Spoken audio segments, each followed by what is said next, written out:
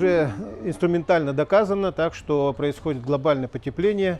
То есть начиная где-то, вот, если брать по Якутии, то в Якутске метеостанции именно инструментальные наблюдения начали проводиться с 1860-х годов. Так? Ну, есть и более ранние, но, правда, отрывочные сведения.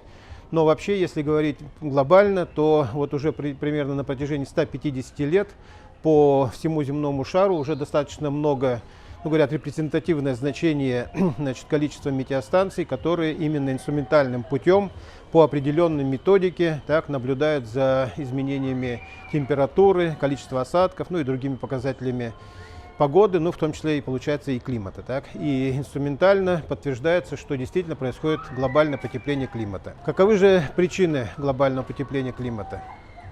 Да, прежде чем перейти к причинам, насколько же это потепление происходит. Значит, если брать вот за период примерно 150 лет, то средняя температура земной поверхности повысилась, в общем-то, не намного, на 0,8, плюс-минус там 0,2 градуса. То есть максимум 1 градус, там 0,6, так. То есть, в принципе, вроде бы немного, так. Но это средняя температура земной поверхности. Можно ее сравнить, наверное, со средней температурой человека, так. Если у нас, допустим, ну, мы руки там охладили, да, температура может опуститься и до 20 градусов там, и так далее. Так, то есть разные части тела у нас могут испытывать где-то потепление, ну, в смысле нагревание, где-то охлаждение, и это, в принципе, ну, легко мы переживаем. Так. Но если у нас повысится температура на 1 градус, так, то мы уже себя, естественно, плохо чувствуем. Вот, ну, то есть, может быть, не совсем корректное, но примерно такое сравнение можно сделать. И вот доказано, что, значит, потепление происходит в основном в большей степени в северном полушарии, так, и особенно в арктических и приравненных к ним условиях, можно сказать. Так. То есть вот как раз территория Якутии попадает, значит, в эту территорию, и, значит, у нас потепление происходит намного быстрее. Если, вот я уже сказал, средняя температура поднялась в среднем там, на 0,8 градуса, то на севере Якутии, ну, да и в центральной части, значит, поднялась она примерно на 3 градуса.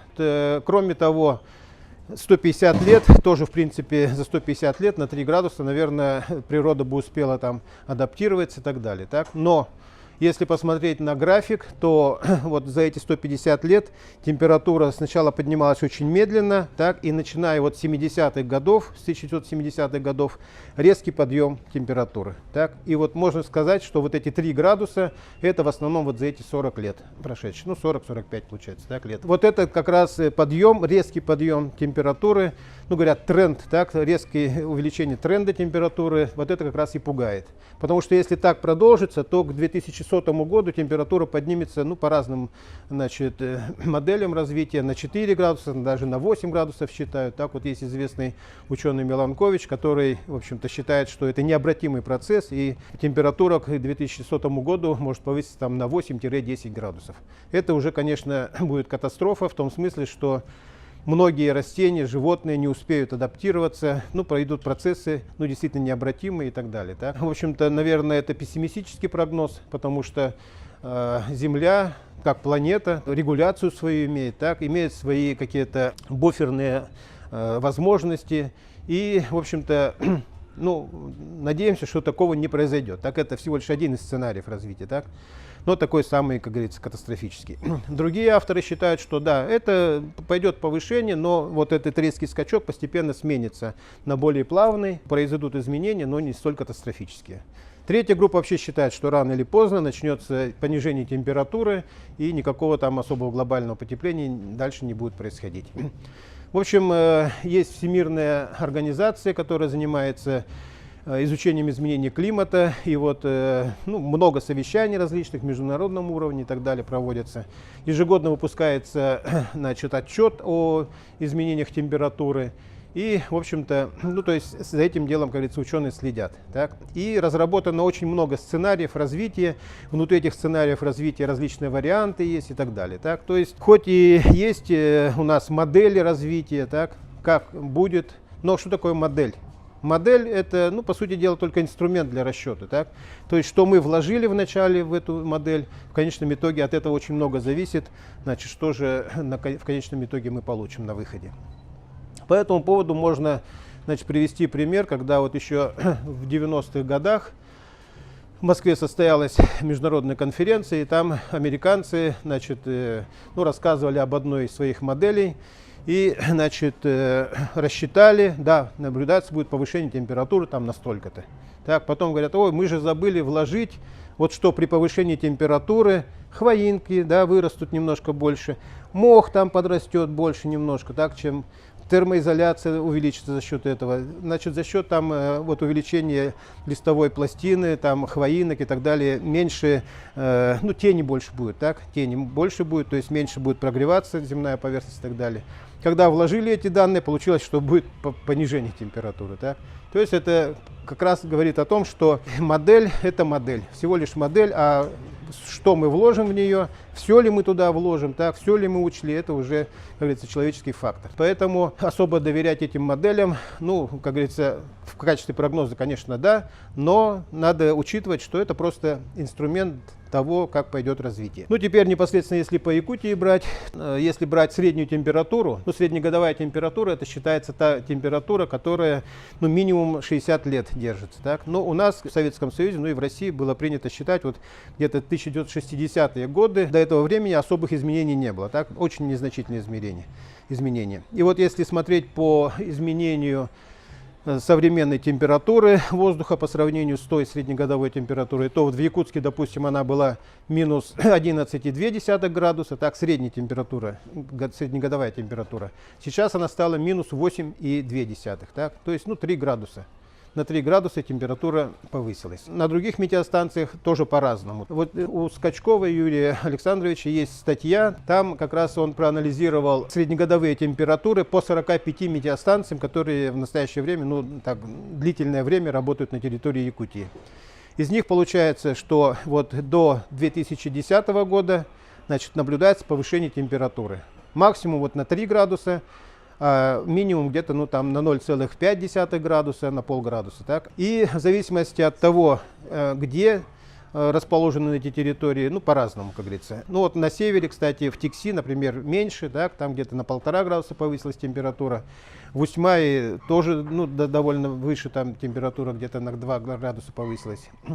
Но если смотреть за последние 15 лет, так, с 2000 года по 2015 год, то на этих 45 станциях, на 25, то есть чуть больше половины, так, наблюдается уменьшение температуры. Уменьшение температуры, пускай на 10-е, на 100-е доли градуса, но уменьшение. Так. И только вот на оставшихся 20 метеостанциях все равно наблюдается повышение, но темпы повышения уже снизились. И на основании этого, конечно, можно сделать вывод, что вот как раз завершается этот пик подъема и, может быть, начнется следующая волна похолодания. Причины, значит, опять-таки, две основные группы, которые ученые разделяются. Так. Первая группа обвиняет человечество, так, потому что вот доиндустриальный период, до 1800, середины 800-х годов особо, не так уж много выбросов углекислого газа было, там фабрик, заводов было меньше, так, автомобильный транспорт не развит был и так далее. Сейчас же, конечно, очень много углекислого газа, так, а углекислый газ является парниковым газом. Первая группа ученых обвиняет в глобальном потеплении человечества. Что такое парниковый газ? Парниковый газ – это, прежде всего, углекислый газ, СО2, так, это крупные молекулы. Значит, парниковый эффект заключается в том, что вот видимая солнечная радиация практически без, с небольшим препятствием, да, практически беспрепятственно, можно сказать, доходит до земной поверхности, нагревает земную поверхность, и земная поверхность уже излучает тепловую, так, инфракрасную радиацию, то есть уже длинноволновую. И вот эта длинноволновая радиация задерживается этими парниковыми газами, углекислым газом. Кстати, вода H2O тоже является парниковым газом. Она все время, как говорится, в атмосфере где-то меньше, где-то больше, в какие-то периоды больше, меньше и так далее. Так, влажность воздуха передают же по прогнозу погоды. И это естественный газ, так, значит, который, как говорится, присутствует примерно в равном количестве во всей, если брать тропосфере, так, примерно, его количество не меняется. Так. И вот благодаря парниковому эффекту за счет водяного пара у нас температура примерно где-то, точно сейчас забыл уже, где-то на 10 градусов выше, так, чем должна быть. Вот если бы не было этого водяного пара. Но это естественный процесс, это, как говорится, климат. Так? А вот количество углекислого газа именно возросло за счет вот, человека, так, за счет деятельности человека. Поэтому и первая группа ученых считает, что вот, человечество виновато в этом глобальном потеплении. Еще более мощным парниковым газом является метан, так, CH4. Значит, но его в атмосфере значительно меньше, так, чем углекислого газа, но по эффекту он примерно в 16 раз превосходит, значит, углекислый газ. И в настоящее время как раз эманация, то есть выделение метана из земли, из почвы, точнее, так, из болот, значит, а у нас из тундры, так, при протаивании, значит, вот как раз увеличивается. И поэтому вот сейчас еще стоит проблема и с метаном, так, потому что, ну, его, конечно, мало, как я уже сказал, в объемах, но его эффект намного выше, чем эффект от углекислого газа. Ну и вторая группа ученых считает, что это, ну, естественный процесс, так, естественный процесс, связанный с солнечной активностью, связанный с прохождением, ну, орбиты Земли там, и так далее. Так? То есть это космические причины в основном. Ну, тоже, естественно, приводят доводы, доказывают, так, что происходит глобальное потепление именно вот из-за этих естественных причин. Ну, в частности, вот одно из доказательств этого, то, что, значит, в кернах льда в Антарктиде бурят, значит, лед, так, достают оттуда керн, то есть кусочки льда, которые, ну, залегают очень глубоко, и этот лед был образован там 5000 лет назад, там 7000 лет назад, там до 10 тысяч лет назад, так можно доставать. И в этом льду есть пузырьки воздуха. И анализируют эти пузырьки воздуха на содержание вот углекислого газа, там, метана и так далее, ну, других парниковых газов. И оказывается, что сначала происходит повышение температуры, по графику, если смотреть, повышение температуры, а вслед за ним повышение количества углекислого, ну, газа. Это вторичный эффект. Так? То есть сначала произошло повышение температуры, а потом повысилось количество углекислого газа. Почему это происходит? Это происходит, ну, прежде всего из-за того, что, ну, вы все знаете, наверное, что, значит, зеленые растения, ну и вообще зеленая масса, водоросли, допустим, и так далее, так, сине-зеленые водоросли, они при фотосинтезе, значит, поглощают углекислый газ и выделяют кислород. И вот была написана книга Ньюманом, допустим, там «Влажные экваториальные леса, легкие планеты», так.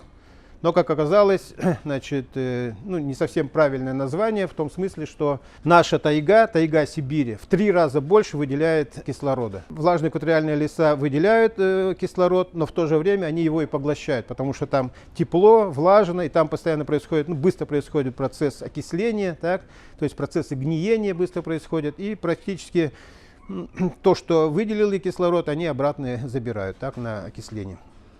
Ну, в тайге Сибири этот процесс, конечно, тоже происходит, но значительно медленнее, так? Потому что у нас, ну, холодно, как говорится, и перегнивание, там окисление происходит значительно медленнее. Но даже тайгу Сибири нельзя назвать легкими планетами. Легкими планетами, в общем-то, является Мировой океан. Мировой океан по площади в 3 раза больше вообще всей площади суши, так, не говоря уже о зеленых насаждениях на Земле. Так, не вся же Земля покрыта зеленью, как говорится. А именно в толще воды, докуда проникает солнечный свет, там вот как раз водоросли, зеленые, сине-зеленые водоросли и так далее, так, они как раз и выделяют, ну, поглощают углекислый газ и выделяют кислород. Кроме того, сама вода поглощает углекислый газ, ну, в принципе, как и любой другой газ поглощает, так и кислород, и углекислый газ. Чем ниже температура воды, тем больше газа может раствориться в этой воде. Так, холодная газировка больше газа содержит, да? Если газировку мы нагреем, то там газа будет мало, также. Вот, и вот этот процесс, о котором я рассказал, когда вот керны льда изучают, то как раз и доказывает, что сначала температура повышается, значит, повышается температура поверхностных вод в Мировом океане, и оттуда начинает выделяться ну, и углекислый газ. Вот такая причина, можно сказать. Ну и до сих пор, как говорится, не доказано на 100%, кто же виноват. Ну, допустим, при извержении вулкана, мощного извержения вулкана, значит, выделяется столько углекислого газа, что там человек за год столько там человечество не выделит. Так? То есть, но это не значит, что человечество не должно там энергосберегающие технологии применять и так далее. Это недаром, как говорится, все придумано, так вот наши эти новые всякие светильники там и прочее, так, которые поглощают мало энергии. Для чего это? Для того, чтобы чем меньше энергии мы используем, тем, соответственно, меньше ее вырабатывают, а вырабатывают, ну, по крайней мере, у нас ГРЭС, да, ну, пускай она на газу работает, меньше выделяется, но все равно выделяется, так, углекислый газ. Ну, в общем-то, много таких способов, которые направлены на уменьшение потребления энергии. Ну, вообще, вот тепловая энергия, как там еще в школе говорили, самая, ну, простая, можно сказать, да, то есть тепло выделяется всегда. Так, тепло выделяется всегда. И вот даже недавно по маяку там, ну, красивые мысли, так, рассказывали, и, ну, викторина там небольшая. И вот один из теплофизиков, который изучал теплофизику, значит, выделение тепла и так далее, он держал, значит, ну, из животного мира, как говорится, у себя в квартире только рыбок, так, только рыб. И объяснял это тем, что значит, рыбы тепло не выделяют. Так. Ну, это, понятно, шутка там и так далее, так, но, в принципе, любое живое существо теплокровное, так, выделяет тепло. Также. Ну и, естественно, вот процессы гниения, да, тоже, при процессе гниения тоже тепло выделяется. То есть, в общем-то, тепловая энергия, наверное, самая такая, ну, которая выделяется в большом количестве. Так, ну ладно, это немножко я отвлекся. Значит, в общем, причины вот на 100%, как говорится, до сих пор не установлены. Так? Ну, скорее всего, конечно, и те, и другие причины так влияют. И, кстати, почему вот с 70-х годов такой резкий подъем температуры? Как раз, ну, многие авторы связывают с тем, что вот есть различные циклы. Так? 11-летний цикл солнечной активности, 90-летний цикл солнечной активности, там 100 там, или 200-летней солнечной активности и так далее. И вот эти циклы сейчас как раз совпали на подъем. Так, совпали на подъем. И поэтому вот, ну, потом еще и орбита Земли, так, по которой вращается Земля вокруг Солнца, тоже там, ну, правда, есть вот точки перигелия, афелия, так, но это ежегодно, ну, то есть Земля летает по эллиптической орбите, так, вокруг Солнца, но все равно она вот, ну, некоторые считают, что как-то приблизилась, так. Ну и, конечно, вот влияние различных не только, собственно, солнечных лучей, вот видимых, и то, что потом превращается в тепловую энергию, так. Космические лучи, вот, ну, у нас же есть вот, Институт космофизических исследований, так. Вот они изучают, в частности, там широкие атмосферные ливни, так называемые. Вот тоже отмечено, что при этих широких атмосферных ливнях тоже это влияет на температуру, так. Косвенно, но влияет, так. Причин много, как говорится, так, и, конечно, человечество тоже какую-то свою лепту в глобальное потепление вносит. Каковы же последствия, да? Ну, так как Якутия расположена в зоне многолетней мерзлоты, ну, часто ее называют вечной мерзлотой, но нам еще студентами, когда мы были, двойки ставили за то, что мы называли вечная мерзлота. Ну, во-первых, ничто не вечно под Луной, как говорится, так, а во-вторых, как показывает современное вот глобальное потепление, мерзлота деградирует, так, деградирует. Но, тем не менее, где-то порядка 65-67% территории России занята многолетней мерзлотой. Так? Ну а Якутия практически вся расположена в зоне развития многолетней мерзлоты. И, значит, мощность ее достигает, ну, самая максимальная мощность, ну, по одним данным 1370 метров, по другим 1500 метров. Так? В верховьях реки Мархи это, ну, толще многолетней мерзлоты. Так? Значит, и на всей территории Якутии, ну вот если брать так грубо, севернее широтного течения Вилюя и вот в устье Алдана, так, вот севернее вся практически территория сплошное развитие многолетней мерзлоты. Но есть там, конечно, тоже участки, где нет мерзлоты, но в основном сплошное. Чуть южнее уже, значит, островное, так, распространение. Но, ну и чем южнее, тем больше, как говорится, островов, меньше мерзлоты. В центральной Якутии, допустим, тоже практически почти сплошная мерзлота, но вот в долине реки Лена, допустим, так, Лена мощная река, много воды течет, вода, естественно, теплая, да, выше 0 градусов температура. Плюс, если засоленные еще грунты, ну вот на территории Якутска средняя температура вообще, ну даже не на территории Якутска, а средняя температура мерзлоты, начиная вот с глубины сезонных колебаний. Так? Ну, то есть вот если мы вглубь берем, то, значит, ну, летом, понятно, прогревается, да, температура здесь плюс 20, допустим, наверху, потом чем ниже, тем холоднее, ну и где-то там на глубине там 1,5-2 метра мерзлота залегает. Но она имеет температуру минус 1, да, минус 2, минус 3 там, и так далее.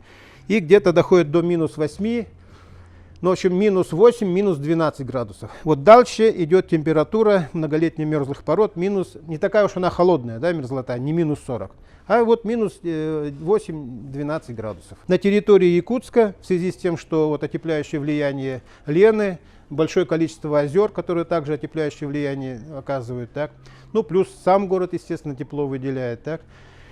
Значит, температура мерзлоты, ну вот в Чучур-Муране, царство вечной мерзлоты, да, там вот как раз минус 8 градусов. А вот на территории здесь, значит, есть места, где минус 2 градуса, минус 4 градуса, так, то есть близко к нулю, так, критически.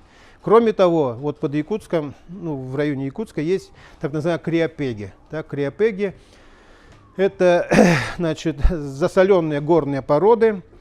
Мы знаем, что соленая вода замерзает при более низкой температуре. Так? То есть вот уже при температуре минус 2, минус 3 градуса эти криопеги не замерзшие, так, находятся в талом состоянии.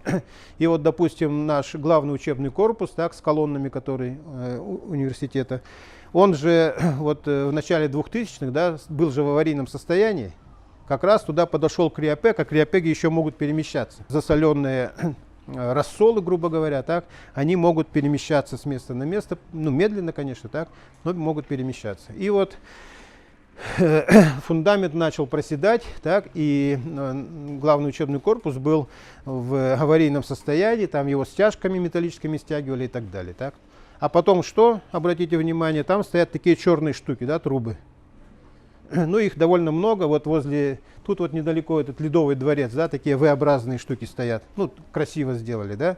А по сути дела это так называемый термосифон, и по сути дела это труба.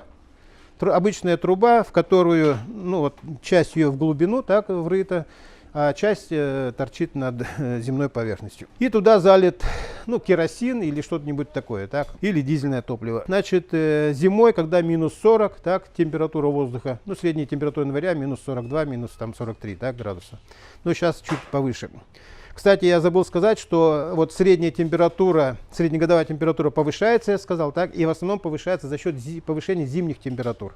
Летние температуры сильно не меняются, ну, на доли градуса только повысилось, так, в Якутске, допустим. А именно за счет повышения зимних температур, вот наблюдается это повышение средней годовой температуры. Но, тем не менее, минус 40, допустим, так, минус 30. Этот керосин в этой верхней части трубы охлаждается, становится тяжелым, да, холодным, тяжелым, опускается вниз и промораживает там. Так. Там было минус 8, минус 12, да, где-то и минус 2. А тут минус 40, минус 30, да, керосин пришел и проморозил. Все. Вот. Значит, летом верхняя часть торчит, так, керосин там или дизельное топливо нагрелось, теплое легче, да. Вниз не опускается. И вот за счет этот термосифон, так называемый, они каждый год, каждую зиму накачивают холод туда, так, и промораживают вокруг себя все это. Вот. И таким образом вот, главный учебный корпус был спасен. Так. Ну и таких вот примеров много. По городу, вот и на Лермонтово тут есть участки. Ну вот локально можно с этим бороться, так. То есть промораживать мерзлоту научились. И, значит, ну, сейчас вот говорят, даже проходят испытания сваи, а внутри сваи уже труба, этот термосифон уже внутри сваи вставлен, так. Но, правда, когда ее будут забивать, там, наверное, может все это разрушиться, как говорится, эта труба. Ну, ладно, это эксперименты. Но главное, что вот, ну, локально можно бороться, так. Ну и, конечно, как можно еще, ну, вот очень много примеров у нас, когда, ну, особенно в Чурапчинском районе, так, ну вот район Чурапчи, вокруг нее, там были сельскохозяйственные поля, был аэродром, так, сейчас что там?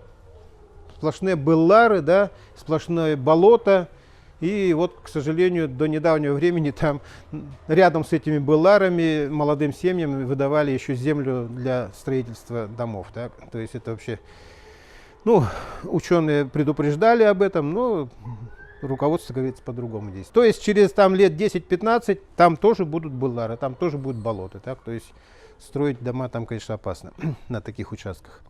То есть там, где был сведен естественный растительный покров, то есть вот был лес, да, его вырубили, распахали и так далее, то есть сразу увеличивается количество солнечной радиации, поступающей на земную поверхность, так, значит, и начинается прогрев. А прогрев что? Чем сильнее прогревается, тем сильнее мерзлота протаивает. Мерзлота протаяла, значит, пошли просадки. Просадка, значит, небольшая лужа воды. Небольшая лужа воды уже сразу оказывает отепляющее влияние. Вода самое теплоемкое вещество, так, из естественных веществ. Она держит тепло, значит, передает ее вглубь туда, как говорится, так. Просадки, протайка увеличивается. Протайка увеличилась, просадки увеличились. Просадки увеличилась, значит, вмятина это побольше стала, лужа стала уже не лужей, а озером. Так? И вот из года в год это повторяется. И вот в полустационаре ЮКЧ, так, в Мегино-Конгласском районе, это полустационар Института мерзлотоведения, вот Федоров Александр Николаевич, руководитель лаборатории криогенных ландшафтов, там проводят постоянно наблюдения на протяжении уже более 20 лет. Так? И вот у него есть очень хорошая серия фотографий, и примерно с одной точки, так, он фотографировал на протяжении 15-20 лет. Так. И вот сначала там небольшая лужица, через 5 лет уже побольше, через 10 лет уже озеро, через 15 там уже начинает формироваться алаз. Так. Вот. То есть эти процессы, да, и им подсчитано где-то порядка, значит, за 1 год просадки происходят где-то на 4-6 сантиметров в год. Ну, конечно, это процесс не постоянно, там, конечно, он будет там затухать, наверное, постепенно и так далее, так?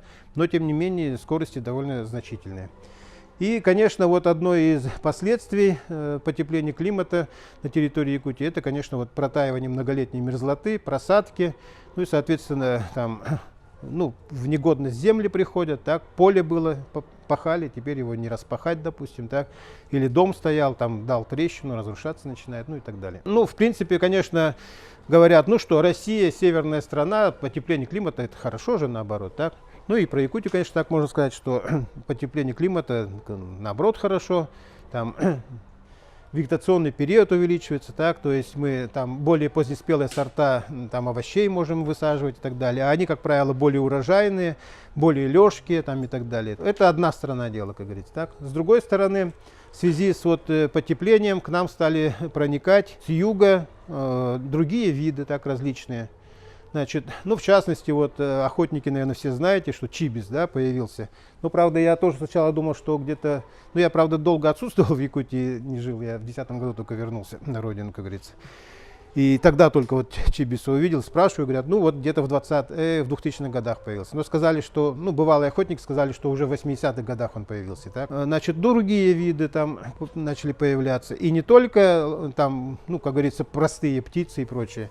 Различные, шелкопряд, допустим, так, значит, то есть вредоносные какие-то не только там животные, а насекомые, так, бактерии различные там, то есть они могут быть источниками различных заболеваний. Сейчас там уже говорят про то, что к нам энцефалитный этот клещ так активно пробирается, как говорится.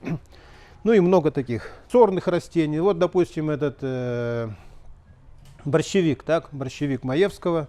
Уже в Южной Якутии появился, местами уже здесь даже можно его встретить. Так? А это злостный сорняк, который в свое время был из Америки завезен в европейскую часть России когда-то. Так? Когда там с мукой, там еще с каким-то зерном, точнее, так, что-то семена попали.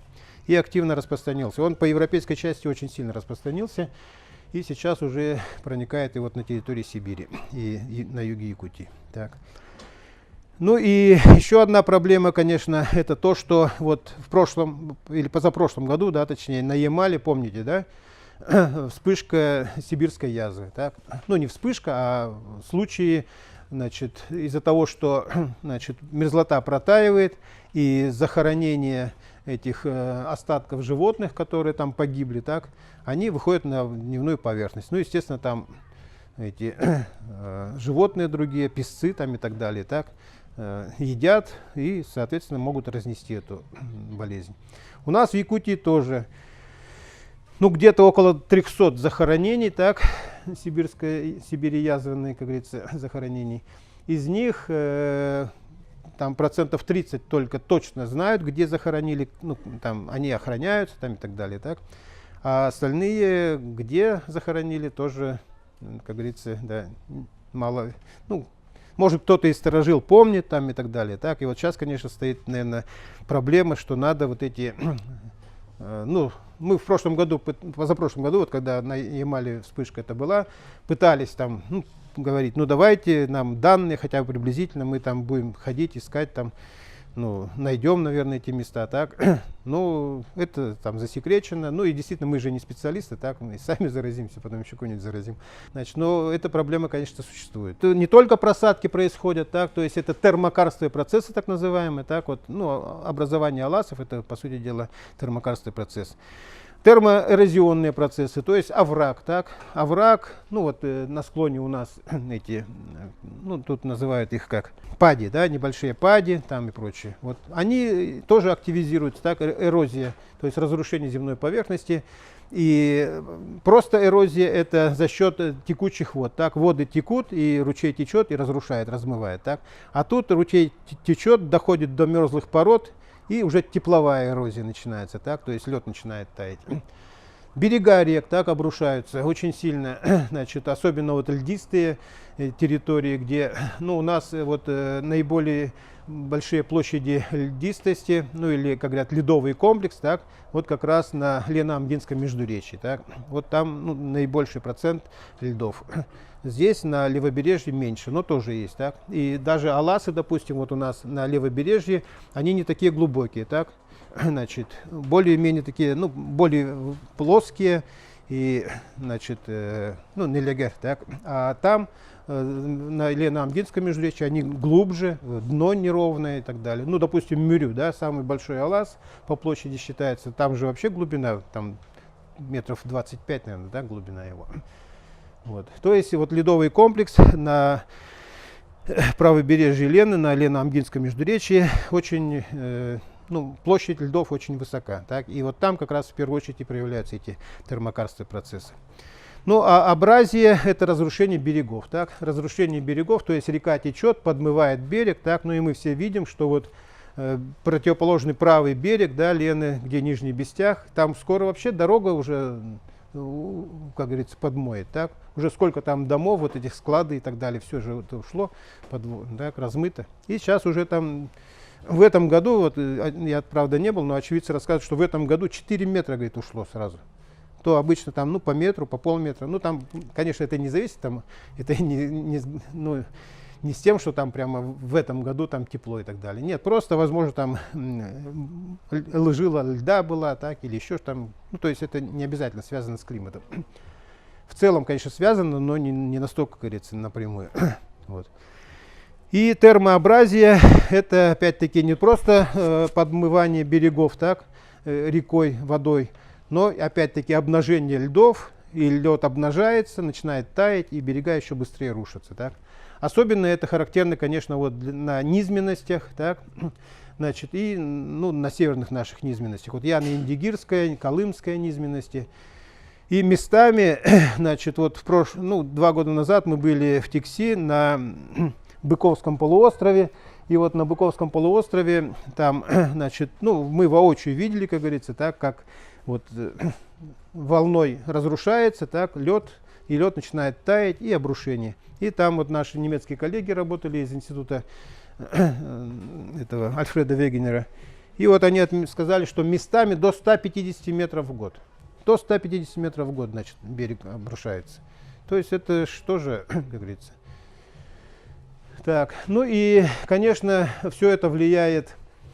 Ну вот недавно буквально были слушания, парламентские слушания, так, о влиянии глобального потепления на жизнедеятельность коренных малочисленных народов Севера.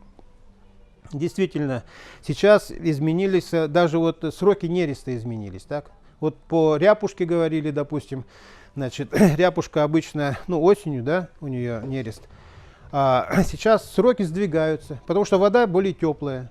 Вода более теплая, а рыба-то очень чувствительна же, когда ей икринка откладывает, так, там, ну, до градуса, так, колебания. Изменились вот сроки нереста, так. Потом мутность воды. За счет даже обрушения берегов повышается мутность воды, так? Ну, не говоря уже о человеческом факторе. Значит, мутность воды очень сильно тоже влияет на икринки, так? Потому что икринка, если вот этим мелким наилком покроется, все, кислород не поступает, значит, икринки гибнут, так? Ну и так далее. То есть много таких вот моментов, которые не напрямую, так, косвенно так влияют.